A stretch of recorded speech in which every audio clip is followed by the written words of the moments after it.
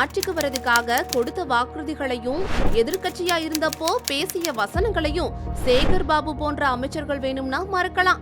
ஆனா மக்கள் மறக்க மாட்டாங்க. கிராம கோவில் பூசாரிகளுக்கு மாதம் 2000 ரூபாய் ஊதியம் வழங்கப்படும், ஓய்வூதியம் 4000 உயர்த்தப்படும்னு சொன்னாங்க. ஆனா செய்யல.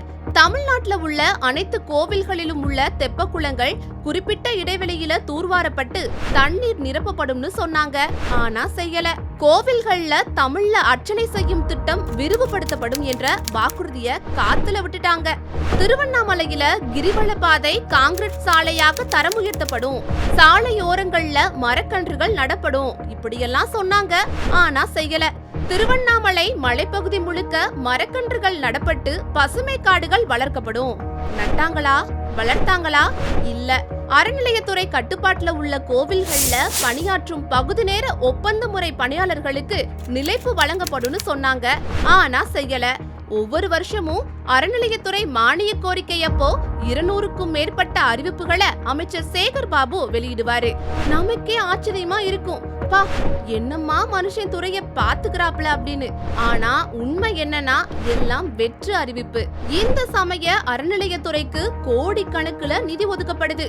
1000 ஆண்டுகள் பழமையான சிதிலமடைந்த கோயில்களை புனரமைக்க 100 கோடி ரூபாய் ஒதுக்கீடு செய்யப்பட்டுள்ளதா 3 வருஷம் முன்னாடி சேகர் பாபு அறிவிச்சாரு. ஆனா இன்னைக்கு வரைக்கும் அந்த கோடிகள் எல்லாம் எந்த கோவில்களுக்கு செலவிடப்பட்டுச்சுன்னு எந்த கணக்கும் இல்ல. அறுபடை வீடுகள்ல 860 கோடி ரூபாய் மதிப்பீட்டுல பல்வேறு பணிகள் நடந்ததாகவும், திருச்செந்தூர் முருகன் கோவில்ல 400 கோடி ரூபாயில கும்பாபிஷேக விழா நடந்ததாகவும் அமைச்சர் சேகர் பாபு சொல்லியிருந்தாரு. திருச்செந்தூர்ல மக்களுக்கு உருப்படியான டாய்லெட் வசதி கூட செய்து தரப்படல. வடபழனி முருகன் கோவில்ல இருந்து சமயபுரம் மாரியம்மன் கோவில் வர எல்லா கோவில் உண்டியல்லையும் வர்ற பணம் எல்லாம் எங்கதான் போகுது? என்னதான் ஆகுது? எல்லாம் சேகர் பாபு மூலமா மேலிடத்துக்கு கப்பம் கட்டப்படுதுன்னு சொல்லப்படுது. 1000 கண்ணுடையால் அந்த சமயபுரம் மாரியாத்தா இது எல்லாம் கேட்காமையா போயிருவா?